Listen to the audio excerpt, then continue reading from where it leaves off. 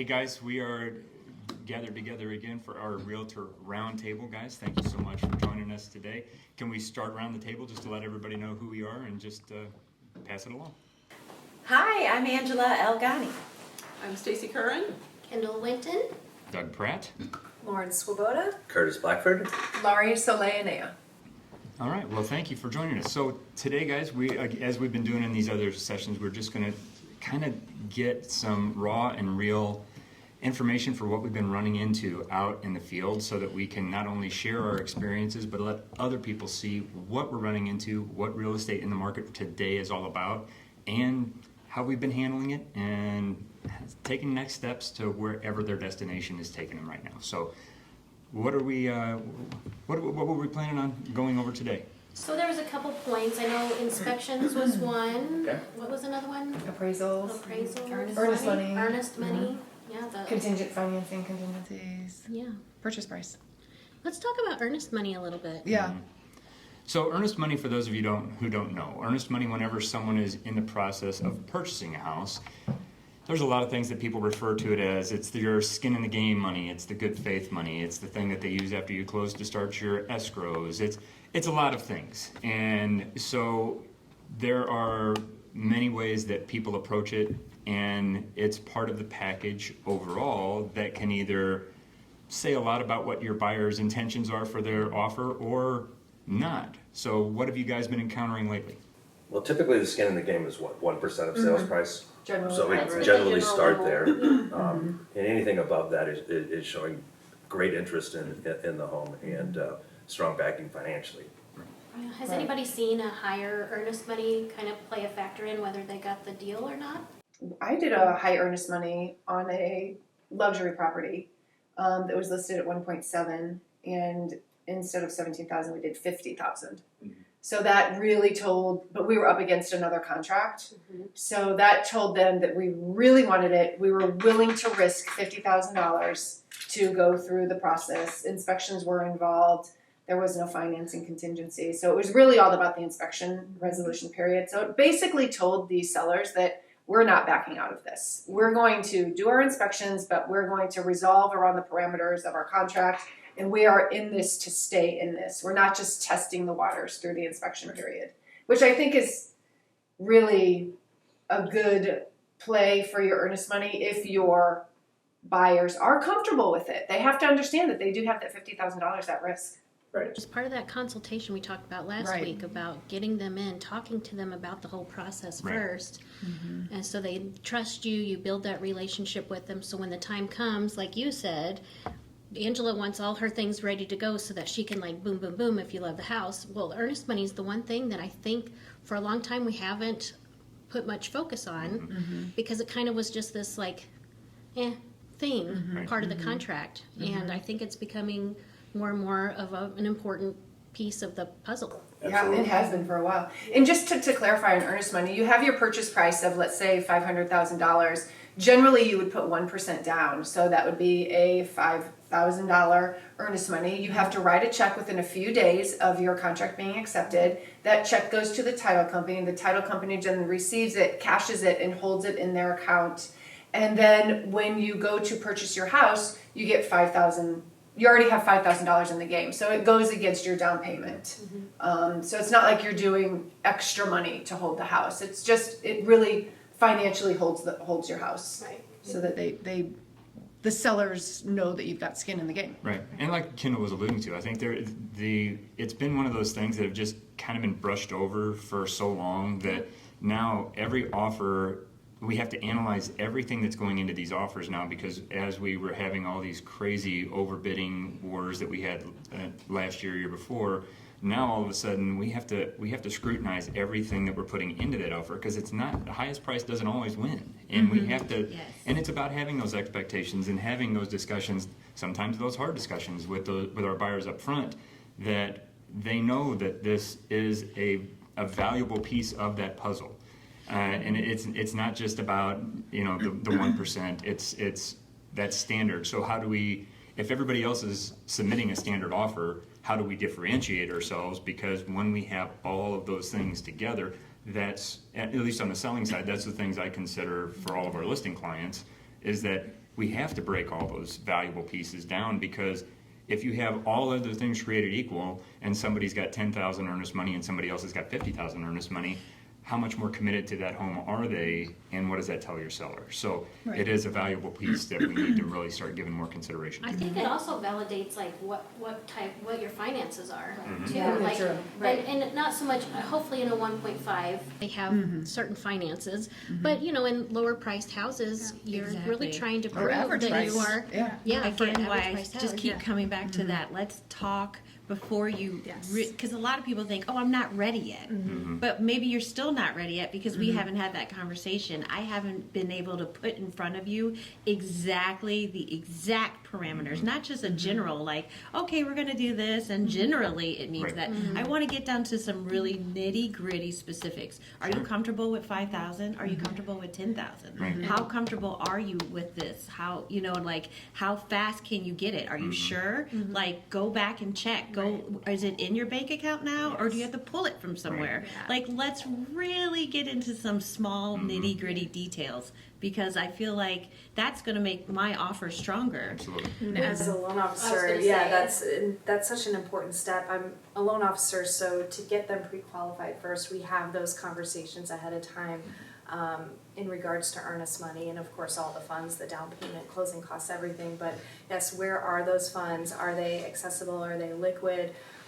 You know, without breaching their confidentiality. But if I work with you as an agent, we can say yes, we're good to go for earnest money. And also to speak to your point of, you know, if we give a little more in earnest money, that can show that we're really serious about the offer.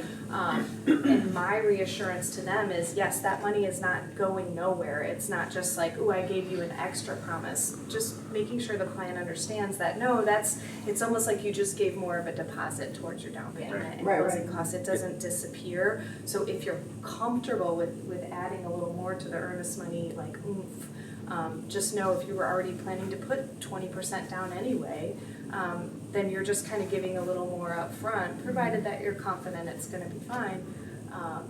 Why not? And all of that can relate to, like you were saying, how I present my offer to the seller's agent. So maybe my client really, really wants the house. So maybe I do say, let's do more earnest money, or let's do less contingency on appraisals or inspections. How does that work?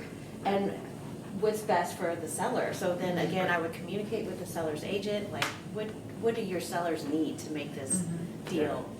Another thought is, if it's a $50,000 like you were talking about, I might want proof of funds that you have the extra $50,000. And the biggest piece of it is it being delivered to title. Oh my gosh, I was Yes. just gonna say that. Yes. It's so Yes. true. In a timely manner. Yes, in a timely manner. Because your for the contract, contract. Your contract Yeah, actually for the says contract. it. It actually says it. so your major contract breach if you automatically don't. defaults to a 3-day time period from a contract being accepted to actually not even being your acceptance deadline date on the last page of your contract. So contract being accepted to when, then you have 3 days to get your title money.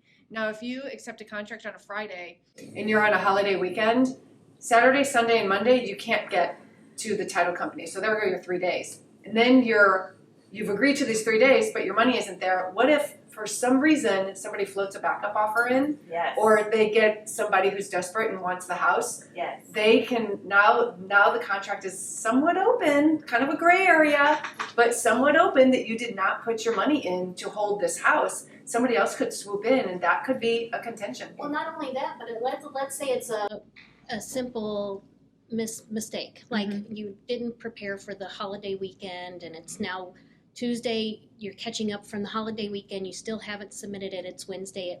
Was it a simple mistake? Maybe, but what are you showing the seller as the buyer and the buyer's agent? You're already not performing on the contract. Yes. So that sets a tone Yes. of unnecessary distrust between the two parties over Yes. earnest money. Yeah, Yes. and creates anxiety in the seller. Do they Right. change Yes. their mind? Do we need to go back Yes. on the market? Yeah. Are they going to pull out during inspections? Yeah. You know, Yes. like the seller's just, It's emotional. it's emotional and it's high anxiety, and you have all these things that are like constantly rolling as an agent and a seller. Yeah, and this is where we really have to step up. It's an educational process for our buyers, and it's up to us to make sure that education takes place the right way. Those little misses, I mean, like you said, it sets the expectation from the other side of what we're going to be like to work with the entire time. Exactly. And so now you've created a baseline of expectation that is far below where our standards normally would be because we got in a hurry and forgot about a holiday weekend. Right. So we just have to take that time. And on first-time homebuyers, especially when they may not be familiar with the difference between what a down payment is versus earnest money, Yeah, sure. they're already thinking, well, I've got 5% that I'm putting down. Now what's this other money that you're asking me for? So we have to have those tough conversations up front. We have to let them know that there are those additional expectations coming in because we're trying to set the tone for a good transaction. We don't want them to think it's all sunshine and rainbows. It's an emotional roller coaster. And we need to give them the preparation to understand, we're in the car with you. We're right here. We're holding your hand. We'll throw up off the side with you too. It's great. It's not a problem. But we are here to make sure that we're answering your questions, that we don't have those unexpected surprises because this business can be full of them. And if we can kind of take those out of the equation for them as much as we can, it makes it a lot better. You know, to the My finish line. approach to it is my whole point and approach to why I really want to pull them in to like, let's really get down to nitty gritty details is because I do want to make it as smooth as possible. I don't want you to throw up. I want to be like, okay, it's going to be okay. Yeah. We're really going to get through this. I promise. So we've already strategized. We're ready to go. We're locked and loaded. Okay. So let's move, because if it's something falls through, I don't want it to be on my side. If it falls through, then it has to be like, well, we did everything that we could do. It was some situation that arose that we had no control over. And that's why I always encourage you guys to really lean on me as the lender. If I'm involved in the transaction, please, lean on me to be aware of all of the financial pieces that are going on, and are they ready to strike, and do we need to do this, and where do these accounts need to be. I think a lender who's on top of those things is invaluable, so you don't have those surprises. Surprises come up anyway. There will be. There will be. We've had There will surprises be. that come up anyway She together. was looking at you for a reason. That had nothing to do with us. So it's like if you could at least have the things that you can know about known ahead of time, it's Exactly. invaluable. Yeah. And then No surprises. I think that's a good segue to like, okay, now we're at inspections. What can happen there? And this is not a part of financials, but how do we handle these situations that arise from inspections? Do you guys have anything? One side note on the earnest money is you can change those 3 days. You can change them to 3 business banking days, or you can change them to 3 business days, or you can just put 5 days, and that will generally cover you. But yeah, inspections. Yes, inspections becomes the next process that I think that our clients need to know, like how that breaks down. Again, so now I'm not talking about money, but I'm talking about time and what you should expect. And when you get the inspection report, like you said, sometimes it's like 30 pages long. Yeah, it always is. That's a lot. And just say, hey, that's normal. It's normal. Try 70. Don't show it to the lender, but it's normal. Yeah. Not meant to be shared with the lender. And again, it's those expectations up front that we need to let people know we have the possibility of running into a variety of things. But the good news is we're going to go over it. We're going to sit down. We're going to talk about it. What does it really mean to the house and your ability to live in it? Because most of the time it's especially depending on when the market starts heating up, people are waiving inspections. If you decide to keep those inspections, what does that really mean if your sellers decide to accept your offer, and what do we need to be prepared for? Right. Because it's not picking out paint chips and some of these silly things. We need to start really looking at from the seller's perspective, how do we make that attractive?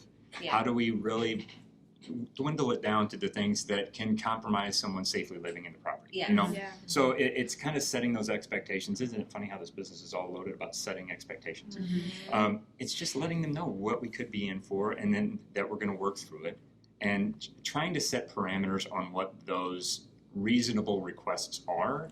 And when we start kind of crossing over into unreasonable. Exactly. And that's where the trust of us being their advocate comes into play too, because they have to trust us to say, we're not experts on an entire house.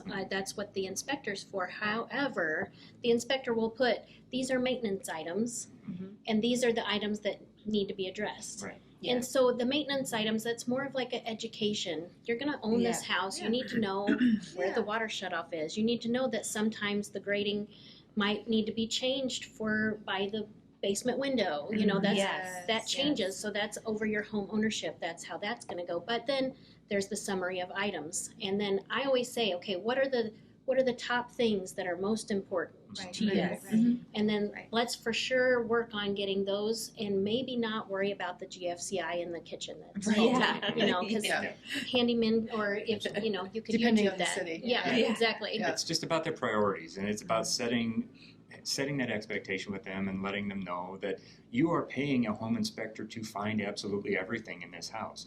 That doesn't mean we have to ask for absolutely everything the inspector finds in this house, because it's more of a setting a home ownership punch list. It's a to-do list for your future ownership in the home, and it lets you know, okay, these are more urgent. These are things that we should probably, I'm not going to sleep at night if I know these things are wrong with the house, so let's start addressing these things like Kendall said.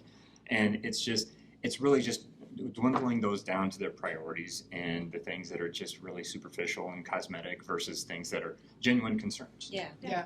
And there are a lot of things that come back on inspection reports that innately we're like, oh my gosh, you know, mold being one of them. Mold, every house has mold in it.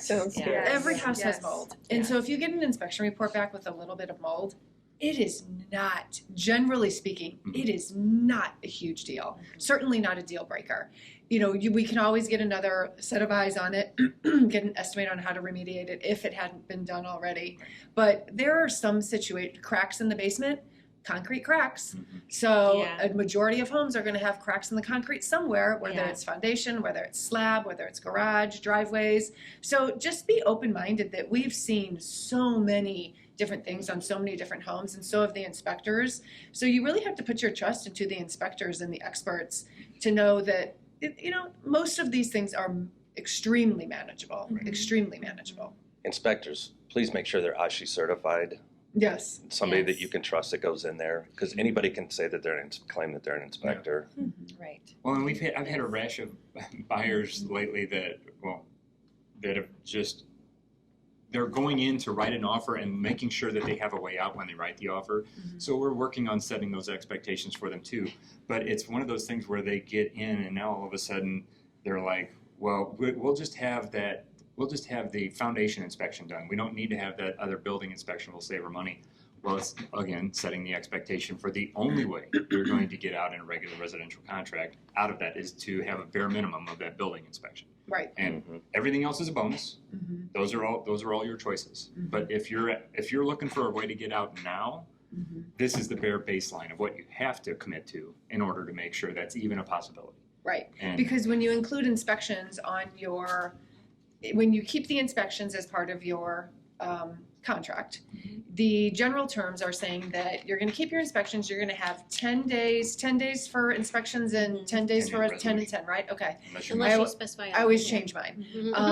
So I usually tighten those up a little bit to like 7 and 5 so that we don't have 20 days of inspections and negotiations to solve them. That's a long time. In a 30-day contract. In a 30-day contract, exactly. So that's a long time and a lot of nerves and a lot of emotions. So you want to tighten those up a little bit if you can. And then the other thing to kind of share is that there are 3 things that can generally occur on the contract that once you get an inspection done, you have 3 options. You can walk away, you can keep things exactly as they are, or you can negotiate the items. So you have 10 or less days, generally speaking, to get the inspections done, and then another 10 or less days to get the items resolved. And the seller generally wants to resolve that because once you have that inspection, you have to disclose those items on that. And when it says back on the market to no fault of the sellers, the perception is something different. True. Right. True. Whether it's from inspections or financing or whatever it is. Absolutely. And we need to make sure that whenever we get that inspection report in and we're reviewing those 85 pages, that we help them understand that if they're wavering on moving forward at all, that if they have the inclination to back out, now at the front end of that inspection, that's the time to do it. Once you've submitted that request, now your negotiations get a little tougher. So if you've got people who are just looking for the exit and they're just adamant about it, let them know that the time to make that happen is on the front end of those inspections, because you have the opportunity to terminate at that point. Once you've submitted that list with the requests, now it gets more interesting. How many here have terminated a contract based on inspections? Oh. I haven't yet. Yeah. But some of the inspection reports come back, and they are items that are big ticket items that you want to understand and make sure you know how much they would cost moving forward. Sure. And on the loan end, we have options there too, just Right. depending on what they are. We can flip to a renovation loan or something like that if the buyer is interested in getting those things fixed and wrapping it into the loan. But again, just depends. Yeah. Depends And you on can the create situation. Right, and you can create special language in your inspections that says, yes, we're going to do these inspections, but I am only going to ask to resolve any items that come back that are $3,000 or over per item. Yeah. Yes. 1, 2, 3, 4, 5,000, whatever I call it the stomach price, whatever your stomach price is that you can sleep at night. Whenever I do that, I will generally remove my termination clause because we want to come to terms on resolutions. If we don't come to terms, then we can walk away and you get your earnest money back. Right. But I try to let the seller know that we are in this. We're going to stick with you unless we cannot resolve this. A lot of people want to keep their termination clause in and do the inspections for information only, which generally ends up being, if there's any items, ends up being something that's negotiable. It ends up not being information only. So That's why I tell my sellers, like, if something big's coming back, you're going to be surprised just as much as the buyer is. You're Correct. not anticipating this big fix. That's true. Yeah. You Right. know, And when those big things do come through, that's another conversation, because the path to termination, that's a hard one to finally make that decision on. But for the seller side, the person coming behind you, the next buyer, they're going to find the same issue. Correct. Yeah. So They have to know about it. we have to address that on the listing side as well, because it's not just an issue for this buyer, it's going to be an issue for every buyer behind them. So how do we handle it now so that we can kind of cut off any future problems on any other buyers? Even if there's something else going on, we have to figure out how we're going to address those items later. Absolutely. Right. Yeah, and if you have a skittish seller who has maybe lived in their house a long time and did some home maintenance themselves, not talking about any particular demographic, but if we have sellers like that, there are a few different inspections. There's the traditional inspection where they do the whole home for the buyer, but there is a pre-list inspection that most inspectors will do, and they do basically not as thorough as they would for a buyer because it's a little bit less of a charge, but they'll go through a house and they'll tell a seller, your windowsill's cracked on this one, or you have this crack. Maybe The bigger ticket items. maybe they never saw the crack. Yeah. You know, You can't get on your own roof, generally speaking. Most people don't want to. Right. Yeah.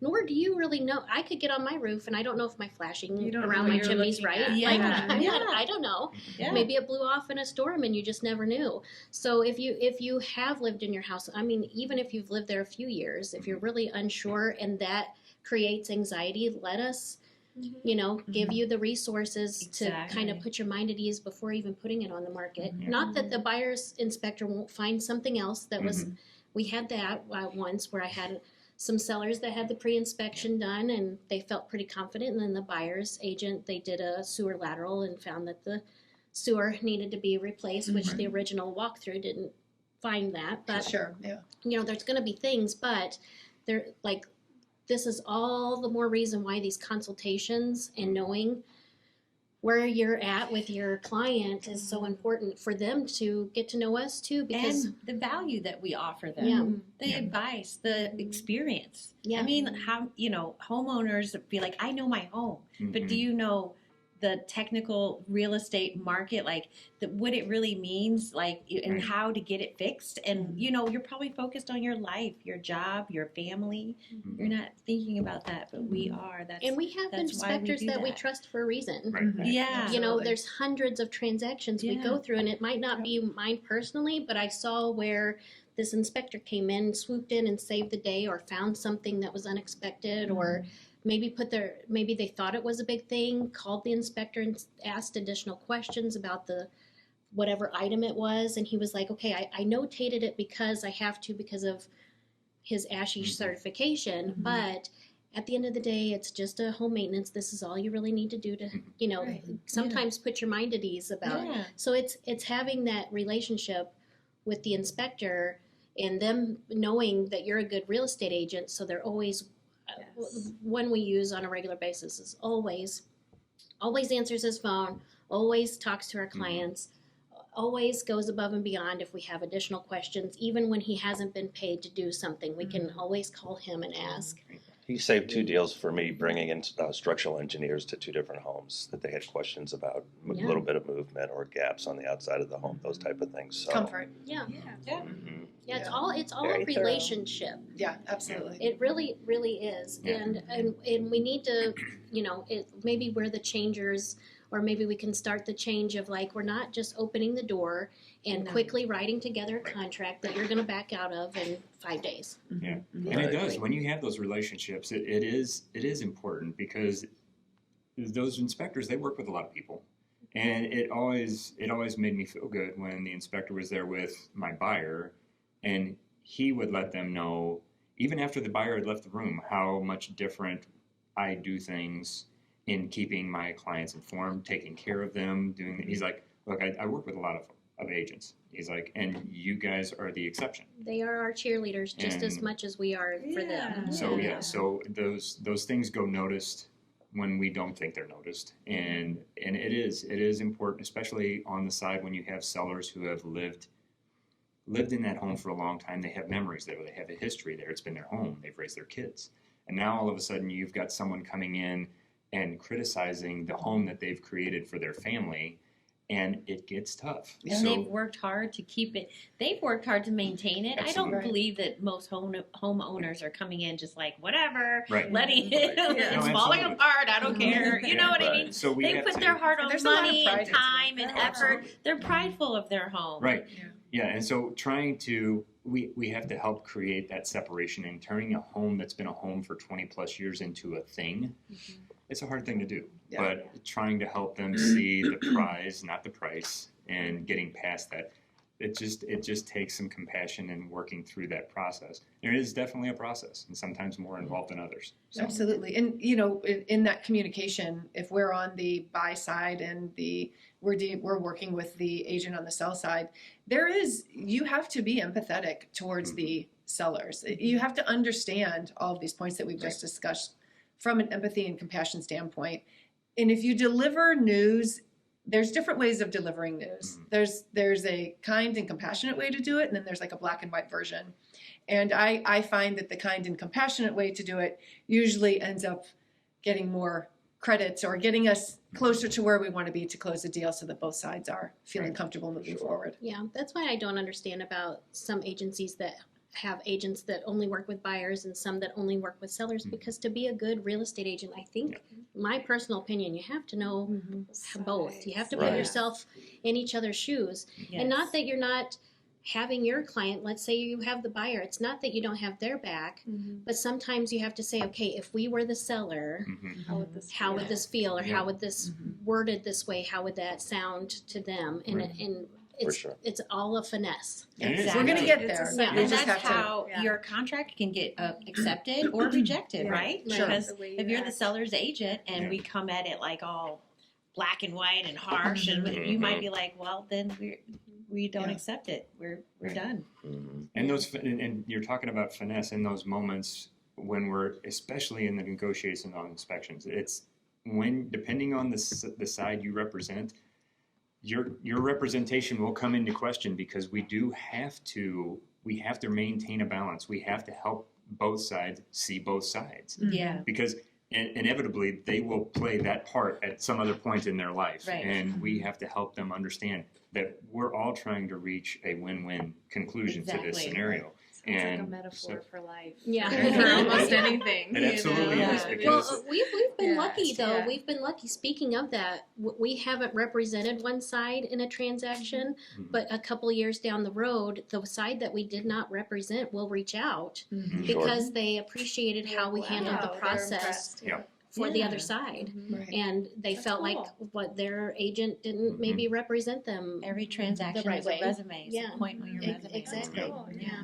That's true. Yeah, it does definitely highlight the separations between how agents conduct themselves. And so it's just something, we just have to be compassionate. We always, we just want to do the right thing. And this market doesn't always make it easy to make that happen. Right, right. Yeah. So since we have Lauren, our very trustworthy preferred lender at our table, Cell Lauren phone number. Swoboda. I don't know. I Nice don't know what weekends. she's about to say, by the way. She's flattering me, so we're gonna find out. One of the other really big pieces of the contract puzzle is financing. Yes. Yes. It's listed Yes. right after the earnest money. Yes. So we have two boxes to check. You are either contingent on financing, which means you have the opportunity to get a loan. Maybe you've, in general, you've probably already done that before you're putting a contract in.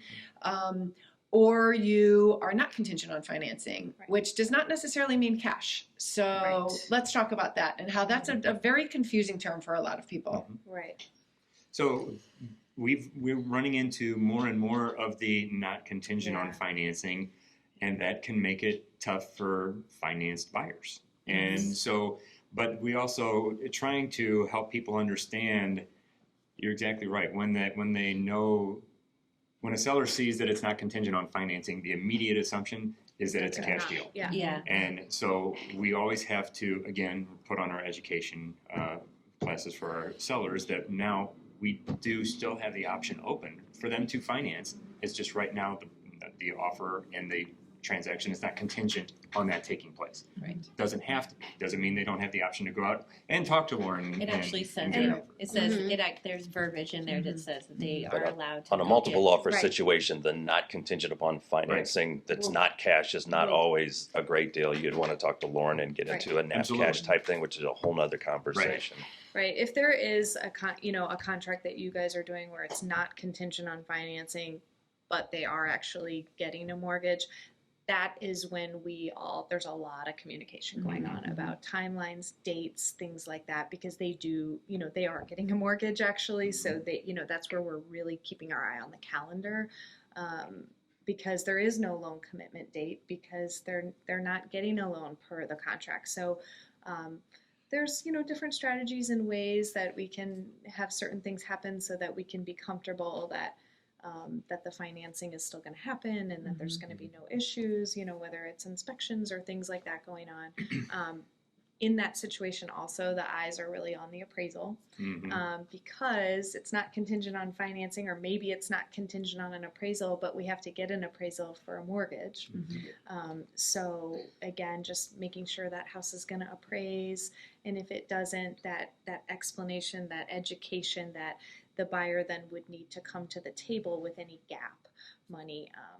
So again, if a home is $400 and it appraises for $395 and you're getting a mortgage, then you're responsible for that $5,000 if you're still offering $400 on Well, If it doesn't appraise. Right, If and it the doesn't understanding that when they are not contingent on financing and they've got an appraisal writer going with it, now the timeframes change. Right. Correct. Right. So now that's we're that dealing with a calendar 15-day piece. period Right. that Right. all of a sudden that we need to make everyone understand, because that can get really interesting for sellers when all of a sudden there's an appraisal appointment coming through on a non-contingent deal. Yeah. Yeah. Wait a second. What's Yes. going on? Yeah. I Yeah. thought this was Education cash. part. Yeah. Yes. How does that affect me? And Yeah. sometimes you have to educate the agent on the other side. Yeah, like Right. remember, there's Yeah. a writer there, and Mhm. I don't know. Sometimes it's walking them through, okay, we did not write contingent, but they are getting a loan. Right. They are having an appraisal, Yeah.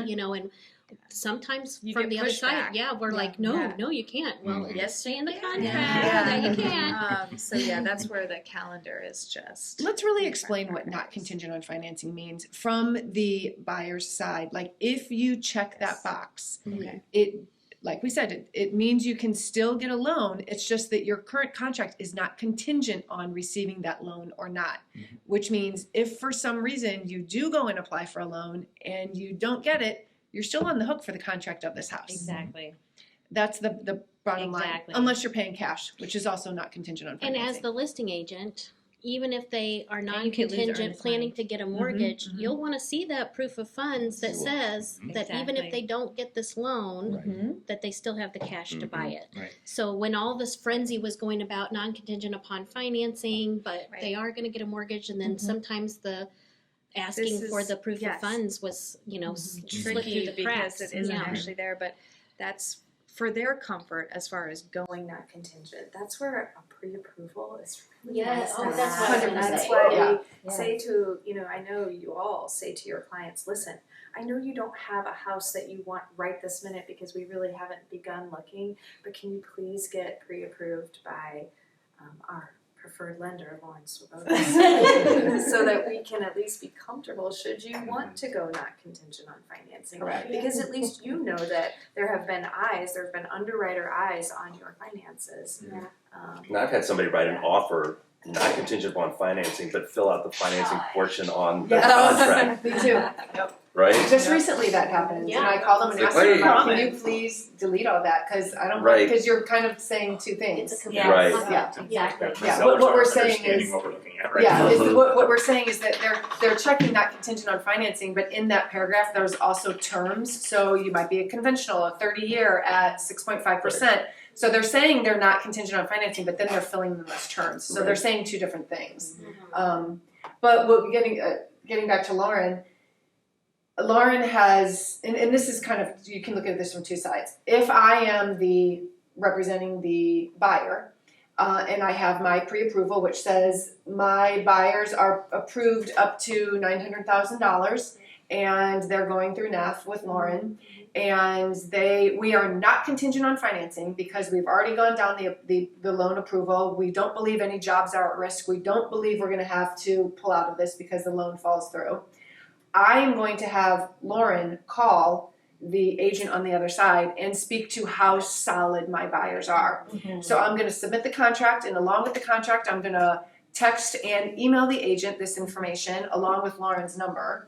And Lauren, I'm then going to call Lauren on a Saturday or Sunday night and say, hey, would you mind doing this? She is very generous with her time and reaches out to the other agent and goes through the buyer's credentials. And just as a Yes. side note, Piece of if money. you think Golden Oak or Quicken is going to make those calls, they're not On a going Sunday to. night, Yeah. And really, I do that with all contracts. If there's ever a situation where you are putting in a contract, just call me, tell me the address, and boom, the call goes out from me to the listing agent. I actually have never had a contract fall through when I've made that phone call, because they say, wow, we never hear from the lender usually. So please, and I say this to all agents, whatever lender you're working with, please make sure they're doing that first of all. And if they're not, ask them to. That's a little tool to have in your arsenal that's not hard to do. It doesn't take a long time, and it means a lot to listing agents because they are hearing a human voice saying that the finances are solid. Well, and you're well spoken too. So that it goes back to those relationships. We have inspectors that we recommend because we know their history and we have watched them hundreds of transactions help our clients. It's the same with our lending partner. It's not just a relationship because she's in our office. Like, she's in the nitty gritty with us, and 100%. We're all at the end of the transaction. We're like, whoop! Yeah, but We did it. The more the merrier, if we're not hanging out there by ourselves and we have people that we trust in our pockets, then that makes a world of difference for everyone involved. 100%. Absolutely, because if It's a right team. now It's a we are working so hard, like we talked about before, to be able to differentiate ourselves when we're submitting those the buyer offers. That initial communication from us to the other agent is separating us on a first level. Now we have our lender contacting the listing agent. Now we have a secondary level of separation that other agents just aren't doing. And so we have to make those steps to make that clear separation, because there's a lot of things that are just triggers that the other agent's going to remember. Yeah. That we've made that extra effort. So now if we're making that on the front end, when we're trying to have this dating scenario turn into something more, now all of a sudden, now they're going to remember that, and it's going to be a it's lasting important, like impression. you said, it's like a date. Like, it's Yeah, important it to is. communicate with the other side. I think that maybe even buyers and sellers have they think that we should be at odds with each other. Like, it's war. Right. Like, I'm at war with you. No, there is a negotiation factor, but I'm not at war. I think I need to communicate with you so that we can have a win-win. Well, everybody Obviously, wants I'm it not to going to put close. forth Right, any right, right. want the same outcome. confidentiality Yeah. Right. things that I can't speak about, but I definitely want to get from you what I can. Let's work together so we can. You don't want the close. added stress, Right. buyer to seller, agent to Right, agent. right. You just eliminate that because there's enough moving Exactly. parts to deal with. Exactly. And you might encounter them at some point again Yeah. in the future. You Yeah. want to have Yeah. good Of course. vibes out there Exactly. in the world. You can be amicable and you can take on a mediator role Mhm. while fully having your buyer or seller's best interest at heart. Exactly. Okay, And let's fully be representing let's them. be completely Yes. honest. Raise of hands if you have that agent that you've had dealings with, that when they have the listing and your buyer wants to go see it, you kind of cringe a little bit. But generally not.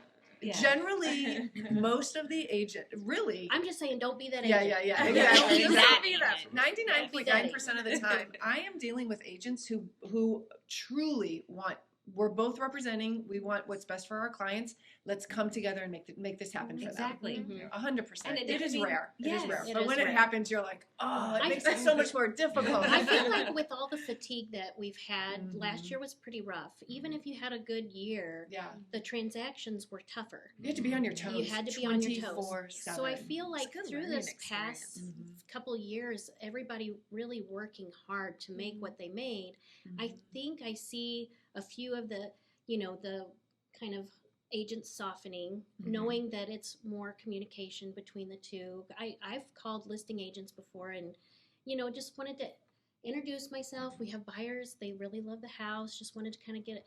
I've had some that like, oh, great, and so nice. And then you have the ones that are like, why are you calling me? Mhm. I have to see, because I have a front row seat in this room, I have heard all of you on the phone with listing agents and introducing your buyer. Or I heard you the other day, and you are all so warm and so kind. I feel like it sounds like you're talking to an old friend, and really you're just, everybody's again on the same page. I see that Yeah. teamwork that goes Yeah. on between the It is agents that, all the that time. dating, Yeah.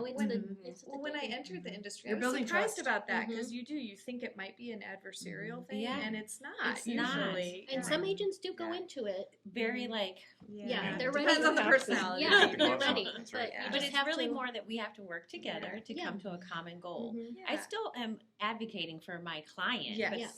I still need to work. We need to. Why are we? Right. It's Yeah. not going to work. We're, Right. Friction is never Yeah. going to make it go smoother. Well, than we're it should. we're naive to think that there's only one side to this transaction. Yeah. And, Correct. and if we're working with our client and we're getting along, that's great. But what are we doing to bridge the gap for communication, for a smooth transaction, for a nice closing for everybody? Again, St. Louis is just a big, small town. We Yeah. will see these folks again, and we Yeah. want to make sure that You we're will see making a them. positive, lasting impression to do that. yeah. Yeah, And how that's many And you last are. impressions do you want your buyer to have when they're just about to close on the deal and then something stinky pops up last minute, and it just ruins the whole happy ending for Right, everyone. right. Yeah. Everybody's just like, and then your buyer's moving in, but they have this like bad taste because Mhm. something with the seller. Yeah. We've had some amazing stories over the years, but one I can't remember what the seller got upset about, but unscrewed all light bulbs just enough for the final walkthrough Oh that my none of the light gosh. switches worked. No. That takes a lot of effort. like a Wow. Who has that That's time? a level Practical of Jenny that. Something stinky happened, at the 11th hour, and the seller unscrewed all the light bulbs just enough Yeah. so the light switches wouldn't turn them on. At least they weren't bitter. That's good. All right. My goodness. So, yeah, just Petty table for Well, what? I think that we've had a good session today, and then we've had a lot of topics that have sparked a lot of conversations, and it's nice to see that when we have these conversations that we're all sharing these common experiences, and we all have a different take when they happen in the market, and having our finger on the pulse of what's going on in the market right now just helps better prepare our buyers and our sellers as things are happening and for what's to come. So I just wanted to say thanks for hanging out today. Thanks for sharing your thoughts. Thanks for everybody contributing, and we'll catch you next time. Thanks so much. Thanks. Thank you. See ya.